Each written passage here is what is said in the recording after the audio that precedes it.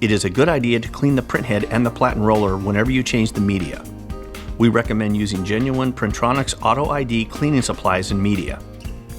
Using a cleaning pen, wipe the pen back and forth across the printhead.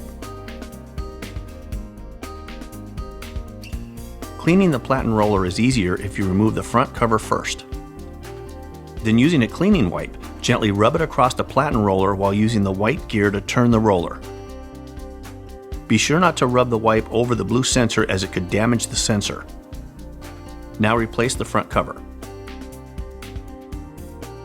Keeping your printer clean will improve print quality and longevity.